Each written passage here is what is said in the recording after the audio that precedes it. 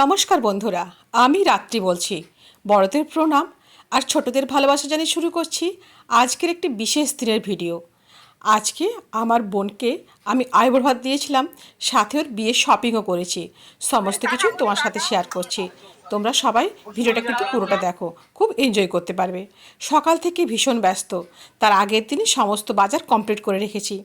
বোন যেহেতু মাছ খেতে ভীষণ ভালোবাসে, সেই কারণে আমি নানা রকম মাছের পদ বানিয়েছিলাম, সাথে নানা রকম রান্নাও করেছি।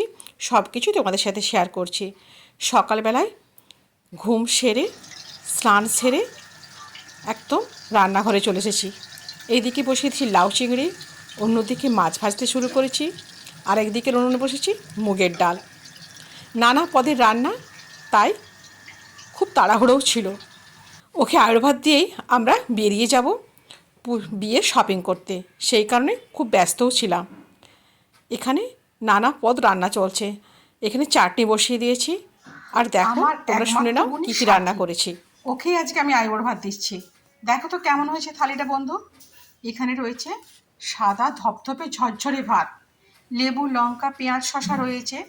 করেছি 5 রকম ভাজা, আলু ভাজা, বেগুন ভাজা, পটল ভাজা, উচ্ছে ভাজা, বাটা মাছ ভাজা, রুই মাছ ভাজা। সাথে করেছি ভেজ মুগের ডাল, লাউ চিংড়ি, অবশ্যই রয়েছে পোনা মাছের ঝাল, আর করেছি চিংড়ি মাছের মালাইকারি, পাবদা মাছের সর্ষে পোস্ত, টমেটোর চাটনি, পায়েস অবশ্যই থাকবে একটা শুভ দিনে, আর রয়েছে দই, নলেন গুড়ের রসগোল্লা। যেহেতু এখন উইন্টার চলছে, সেই কারণে এই মিষ্টিটা অবশ্যই থালিতে থাকা দরকার। ওর আইবুড়ো ভাতের থালি কেমন সাজিয়েছি অবশ্যই কমেন্ট করে জানিও কিন্তু বন্ধু। এবারে বোনকে আইবুড়ো ভাত খাওয়াতে বসিয়ে দিলাম। দই হলুদের ফোঁটা দিয়ে ওকে আশীর্বাদ করে দিচ্ছি, আর পরবর্তী জীবন ও খুব ভালোভাবে যেমন কাটাতে পারে সেই প্রার্থনা ঠাকুরের কাছে করে নিচ্ছি। একটু আদরও দিয়ে দিলাম বোনকে। এবারে ওকে ওর উপহারটুকু হাতে তুলে দেবো। ওর জন্য একটা সুন্দর লাল টুকটুকে পিওর সিল্ক কিনেছি, সেটাই ওকে দিলাম। ওর ভীষণ পছন্দও হয়েছে। একটু লজ্জা লজ্জা পাচ্ছে, এই প্রথম আমি ওকে আইবুড়ো ভাত খাওয়াচ্ছি। আমার বেশ ভালোও লাগছে এই জন্য। আর ওর আবদার ছিল, দিদি তুমি আমার বিয়ের বেনারসি আর রিসেপশনের শাড়ি কিনে দেবে। সেই কারণে আমার কাকিমাকে নিয়ে বুনু চলে এসছে আমার বাড়িতে কলকাতাতে। আর যেহেতু আমি কলেজ স্ট্রিট এলাকাতেই থাকি, ওই কারণে শপিংটাও খুব ভালোভাবে করা হয়েছিল। এখানে শঙ্খধ্বনি আর প্রদীপ জ্বালিয়ে ওকে একটু পায়েস মিষ্টি সমস্ত কিছুই খাইয়ে দিলাম। বন্ধুরা, আজকের ভিডিও যদি ভালো লাগে তোমরা অবশ্যই কমেন্ট করে জানিও, আর সমস্ত কিছু আস্তে আস্তে দেখতে পাবে নেক্সট দিনের ব্লগগুলোতে। ওর বিয়ে, ওর গায়ে হলুদ, ওর রিসেপশন সবই তুলে ধরার চেষ্টা করব। এখানে বুনুকে জিজ্ঞেস করেও নিচ্ছি কেমন হয়েছে রান্নাবান্না। বুনি তো ভীষণ খুশি, আর দেখেছো পুরো থালা সাফ করে দিয়েছে। আমারও তো আনন্দ লাগে। খাওয়া শেষে এবারে আমরা বেরিয়ে পড়ব ওর বেনারসি বিয়ের নানা শপিং করতে। 12 নাগাদই বেরিয়ে গিয়েছিলাম ভাত টাত খাওয়া দাওয়ার পরে। এবারে ওর বিয়ের লজ্জাবস্ত্র কিনে নিচ্ছি।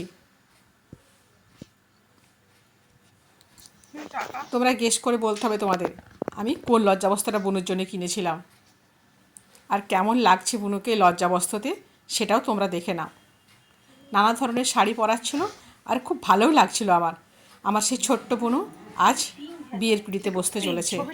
আমার যখন বিয়ে হয় তখন বুনুর বয়স খুব জোর হলো 2 বছর মতো হবে, এর বেশি হবেই না। আজ সেই বুনুরই বিয়ে। আমার 25 বছর হয়ে গেল বিয়ে হয়ে গেছে। দেখো নানা বেনারসি দেখছি, মিনিকারি কাজ, স্লেপ বেনারসি, নানা ধরনের। একটু গায়ে ফেলে ফেলে দেখানো হচ্ছে বেনারসিগুলোকে। বেনারসি কিনে আমরা চলে গেলাম ওর টায়রা টিকলি যেগুলো লাগবে সেগুলো কিনতে। দেখেছো কি সুন্দর লাগছে পুনিকে। নানা রকম জিনিস পরে পরে দেখে নিচ্ছি, ওকে ওই দিন যেন সব থেকে ভালো লাগে, আর সব থেকে আলাদা লাগে, আর সব থেকে ইউনিক লাগে। ওই জন্য নানা জিনিস পরিয়ে ফিরিয়ে আমি ট্রাই করে নিচ্ছিলাম।